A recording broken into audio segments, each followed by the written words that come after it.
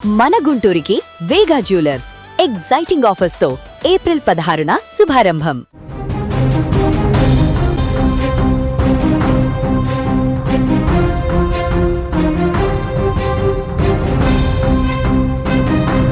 కడపలో ప్రేమ పేరుతో మరొక రక్తపాతం. ఒక యువతి నో అంటే అర్థం చేసుకోలేని ఉన్మాది ఆమె ప్రాణాలని తీసేశాడు. 17 ఏళ్ల అమాయక విద్యార్థిని కీర్తనను కత్తితో గొంతు కోసి హత్య చేసిన ఈ ఘటన రాష్ట్రాన్ని షాక్కు గురిచేస్తోంది. ప్రేమ పేరుతో వేధింపులు, నిరాకరణకు ప్రతీకారం, చివరికి హత్య. ఇది ప్రేమ కాదు, పాశవికత్వం. ఈ ఘటనపై మరిన్ని వివరాలు మా ప్రతినిధి కడప నుంచి సుదర్శన్ లైవ్ లో అందిస్తారు. సుదర్శన్, కీర్తనని వెంకటేష్ ఎన్ని రోజుల నుంచి వేధిస్తున్నాడు? పోలీసులు ఏం చెప్తున్నారు? డీటెయిల్స్ ఏంటి?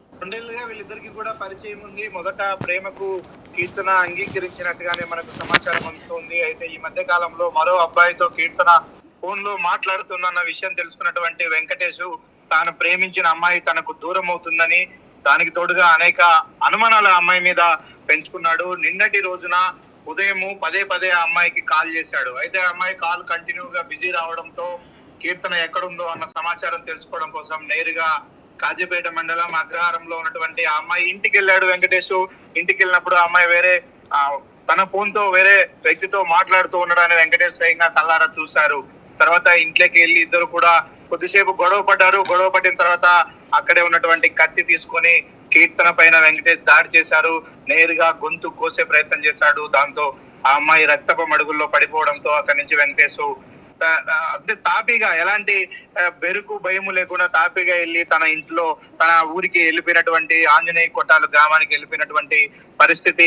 ఒక ఈ సంఘటన జరిగిన ఒక అరగంట తర్వాత పొలం పనుల మీద పొలానికి వెళ్ళినటువంటి కీర్తన తండ్రి ఇంటికి వచ్చాడు.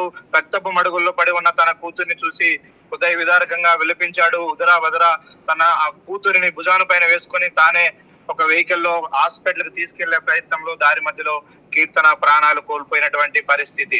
అయితే హాస్పిటల్ కు తరలించే ప్రయత్నంలోనే కీర్తనను అడిగాడు, ఏం జరిగిందమ్మా అంటూ పదే వాళ్ళ తండ్రి అడగడం, ఊపిరితో కొట్టుమిట్టాడుతూ ఉన్నటువంటి కీర్తన నేరుగా గొంతు పైన అటాక్ చేయడంతో మాట్లాడడానికి కూడా వీల్లేదు. మాట్లాడలేని పరిస్థితిలో కేవలం ఒక 2 పేర్లు మాత్రమే తన తండ్రికి చెప్పినట్టుగా తండ్రి మీడియాతో వెల్లడించడం జరిగింది. వీళ్ళిద్దరు అని, అంటే వాళ్ళిద్దరు కారణమా లేకపోతే వాళ్ళిద్దరు ప్రమేయం ఉందా ఏందా అనే విషయాలపైన స్పష్టత లేదు. కానీ ఆ ఇద్దరి పేర్లు అయితే చెప్పగలిగారు. ఒకటి వెంకటేష్, 2 ప్రవీణ్ అనే పేర్లు తన కూతురు చివరి ప్రాణాలు కోల్పోతూ తనకు చెప్పింది అంటూ కూడా ఆ మృతురాలి తండ్రి చెప్తున్నటువంటి పరిస్థితి కనిపిస్తూ ఉంది. అయితే ఈ ప్రేమ వ్యవహారానికి సంబంధించి ఇప్పుడు నిన్న జరిగినటువంటి సంఘటనకు సంబంధించి వెంకటేష్ కు ఆ అమ్మాయి ఇంటికి రావడానికి ఎవరైనా ఇంకా సహాయం చేశారా, లేకంటే నేరుగా తానే అమ్మాయి ఇంటికి చేరుకున్నాడా? వీళ్ళిద్దరి ప్రేమ వ్యవహారం మధ్యలో మరో మిత్రుడు ఎవరైనా ప్రమేయం ఉందా? ఆ అమ్మాయి వేరే వ్యక్తితో ఫోన్ లో మాట్లాడుతుందని అనుమానించినటువంటి వెంకటేష్ ఆ 2వ వ్యక్తి ఎవరు అనే కోణంలో కూడా పోలీసులు ఇప్పుడు అన్ని రకాలుగా ఆరా తీస్తూ ఉన్నారు. వెంకటేష్ కీర్తన ఇంటికి చేరుకున్న తర్వాత తన ఫోన్ ఇవ్వాలని, తన ఫోన్ లాక్ తీసి చూపించాలి అంటూ కూడా వెంకటేష్ పదే కీర్తనతో గొడవ పడినట్టుగా తెలుస్తుంది. ఆ ఫోన్ లాక్కోవడంలోనే, పెనుగులాట మధ్యలోనే వాళ్ళిద్దరూ ఒకరినొకరు తోసుకున్నారు. తర్వాత తీవ్ర ఆవేశానికి లోనైనటువంటి వెంకటేష్ ఆ గొడవలు తీసుకుని ఆ కీర్తన గొంతు కోసినట్టుగా మనకు సమాచారం అందుతుంది. సుదర్శన్, హత్య జరిగిన సమయంలో కీర్తన ఒక్కరే ఇంట్లో ఉన్నారా? వారి తల్లిదండ్రులు ఎక్కడున్నారు? అలాగే నిందితుడు హత్య జరిగిన తర్వాత హత్య చేసి పారిపోయే సమయంలో పోలీసులు పట్టుకున్నారు. ఆ సమయంలో నిందితుడు పోలీసులకి మధ్య తగాదా జరిగినట్టు తెలుస్తోంది. అతడు పోలీసులను కూడా కొట్టినట్టుగా తెలుస్తోంది. ఇప్పుడు డీటెయిల్స్ ఏంటి? కీర్తన ఒక్కటే ఇంట్లో ఉంది. ఖచ్చితంగా తనను అంతమొందించాలన్న ఉద్దేశంతో అయితే వెంకటేష్ వెళ్ళలేదు. ఫోన్ ఎత్తట్లేదు, కంటిన్యూగా ఎంగేజ్ వస్తుంది. కాబట్టి అమ్మాయి ఇంటికి వెళ్ళి నేరుగా తేల్చుకుందాం అనే ఉద్దేశంతోనే వెళ్ళాడు. ఇంటికి వెళ్ళిన ప్రయత్నంలో కీర్తన ఒకటే ఉంది. ఆ సమయంలో కీర్తన తల్లిదండ్రులు పొలం పనుల మీద పొలానికి వెళ్ళారు. మధ్యాహ్నానికి భోజనం రెడీ చేయమ్మా అందరికి, నేను వచ్చి తీసుకెళ్తాను పొలానికి అంటూ వాళ్ళ తండ్రి చెప్పి వెళ్ళాడు. ఆ భోజన ఏర్పాట్ల పనిలో కీర్తన ఉంది. వెళ్ళిన తర్వాత ఒక్కటే ఉండడం చూసి ఇతను నేరుగా ఇంట్లోకి ప్రవేశించి గొడవ పడ్డాడు, హత్య చేశాడు. హత్య చేసి అక్కడి నుంచి నేరుగా తన సొంతూరైనటువంటి ఆంజనేయ కోటలో ఉన్నటువంటి తన ఇంటికి చేరుకొని తాపీగా ఉన్నాడు. ఒక హాఫ్ అన్ అవర్ తర్వాత విషయం బయటకు తెలిసింది. పోలీసులు కూడా సమాచారం అందడంతో ఆ పోలీసులు అతన్ని పట్టుకునే ప్రయత్నం చేశారు. కొద్దిసేపటి క్రితం ఎస్పీ మీడియాకి చెప్పడంలో కూడా ఉన్న విషయం ఏంటంటే, మేము మొదట అతన్ని గుర్తించాము, అదుపులోకి తీసుకున్నాము. అయితే అమ్మాయి తల్లిదండ్రులు తీవ్ర ఉద్రిక్తంగా ఉన్నారు. ఆ అబ్బాయిని మాకు అప్పగించండి, మేమే చంపేస్తాము, బంగారు తల్లిని ఇంత ఘోరంగా చంపినటువంటి ఆ నర హంతకుడు, ఆ ఉన్మాది బతకకూడదంటూ వాళ్ళు పెద్ద ఎత్తున ఆ ఉద్రిక్తతలకు దారితీసింది పరిస్థితి. వాళ్ళు నేషనల్ హైవే పైకి కూడా వచ్చి ఆందోళన చేశారు. అందరూ కలిసి కాజీపేట స్టేషన్ దగ్గరకు వచ్చి అతన్ని స్వాధీనం చేసుకునే ప్రయత్నాలు జరుగుతున్నాయి అన్న ఒక ఇంటిమేషన్ రావడంతో పోలీసులు ఆ నిందితుని కాజీపేట పోలీస్ స్టేషన్ నుంచి మైదుకూరు డిఎస్పీ కార్యాలయానికి తరలించారు. అక్కడికి కూడా అక్కడున్నాడు అని సమాచారం రావడంతో అక్కడ కూడా అటాక్ చేసే అవకాశం ఉంటదని బద్వేలుకు తరలించే ప్రయత్నంలో ఇంకొక ఊరి దగ్గర ఈ అబ్బాయి జీప్ లో వెళ్తూ ఉండగా పోలీసులు తీసుకొని అతను పోలీసుల పైన దాడి చేసి తప్పించుకునే ప్రయత్నం చేశాడు. తప్పించుకునే ప్రయత్నంలో అక్కడ ఉన్నటువంటి ఇన్స్పెక్టర్ నువ్వు ఇప్పటికే తప్పు చేశావు, నువ్వు పారిపోతే మాత్రం కాల్ చేయాల్సి వస్తుంది అంటూ 2 రౌండ్లు గాల్లోకి కాల్పులు జరిపాడు. అయినప్పటికీ అతను వినకపోవడంతో వెంకటేశ్ కాలిపైన బలంగా బుల్లెట్ తో పేల్చడంతో కాలికి గాయమైనటువంటి వెంకటేష్ అక్కడే పడిపోయారు. అప్పుడు పోలీసులు అతన్ని అదుపులోకి తీసుకొని కడప రిమ్స్ కు తరలించారు. ప్రస్తుతం రిమ్స్ లో వెంకటేష్ కు చికిత్స అందుతుంది.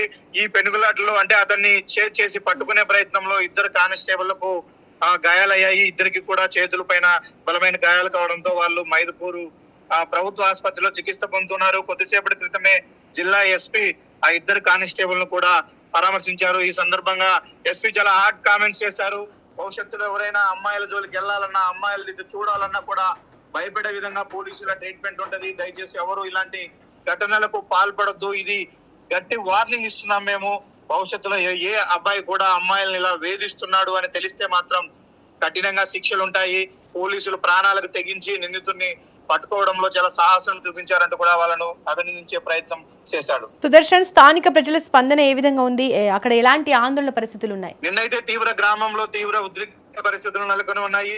నేషనల్ హైవే కి పక్కనే ఉంటుంది ఈ గ్రామము. అందరూ కూడా రోడ్డు పైకి వచ్చి పెద్ద ఎత్తున అక్కడ టైర్లను కాల్ చేసి ఆందోళన చేశారు. చాలా సేపు అక్కడ ధర్నా చేశారు. వెహికల్స్ అన్నింటినీ కూడా ఆపేసినటువంటి పరిస్థితి. అంటే ఇలాంటి సంఘటనలు జరిగినప్పుడు మనం అబ్జర్వ్ చేస్తూ ఉంటాము. తక్షణ సాయం కావాలి, తక్షణ న్యాయం కావాలి అంటూ కూడా అమ్మాయి తల్లిదండ్రులు కానీ బంధువులు కానీ పెద్ద ఎత్తున ఆందోళన చేసినటువంటి పరిస్థితి. అయితే కొద్దిసేపటి క్రితమే కడప రిమ్స్ లో కీర్తన డెడ్ బాడీకి పోస్ట్ మార్టం పూర్తయినట్టుగా తెలుస్తుంది. అక్కడి నుంచి ఆ అమ్మాయిని మృతదేహాన్ని ఊరికి తీసుకొచ్చే ప్రయత్నం చేస్తున్నారు. పోలీసులను మైదుకూరులో పరామర్శించినటువంటి ఎస్పీ కొద్దిసేపటి క్రితమే ఆ అమ్మాయి వాళ్ళ ఊరికి వెళ్తూ ఉన్నాడు. అక్కడ వాళ్ళ తల్లిదండ్రులను కూడా పరామర్శించి ధైర్యం చెప్పే ప్రయత్నం చేస్తున్నారు. ఇప్పటికే ప్రభుత్వం సైడ్ నుంచి హోమ్ మినిస్టర్ అలాగే జిల్లా ఇన్ఛార్జ్ మంత్రి సవిత, ముఖ్యమంత్రి చంద్రబాబు కూడా ఫోన్ లో ఆరా తీశారు. సంఘటనకు సంబంధించి అమ్మాయి కుటుంబానికి అన్ని విధాలుగా అండగా ఉంటామని చెప్పారు. ఇలాంటి సంఘటనలు మరోసారి జరగకుండా కూడా పోలీసుల వైపు నుంచి కఠిన చర్యలు తీసుకుంటామని కూడా ప్రభుత్వం హామీ ఇచ్చిన పరిస్థితి కనిపిస్తుంది. Right Sudarshan, thank you. ప్రేమ పేరుతో జరిగే వేధింపులు ఎంత ప్రమాదకరంగా మారవచ్చో ఈ ఘటన మరోసారి గుర్తు చేస్తోంది. ఒక నిరపరాధ బాలిక జీవితం ఇంత దారుణంగా ముగియడం సమాజాన్ని ఆలోచనలో పడేస్తోంది. ఇలాంటి ఘటనలు పునరావృతం కాకుండా కఠిన చర్యలు తీసుకోవాలని ప్రజలు కోరుతున్నారు. ఇప్పటికైతే ఇదే తాజా సమాచారం. మరిన్ని అప్డేట్స్ తో మళ్ళీ మీ ముందుకు వస్తాం.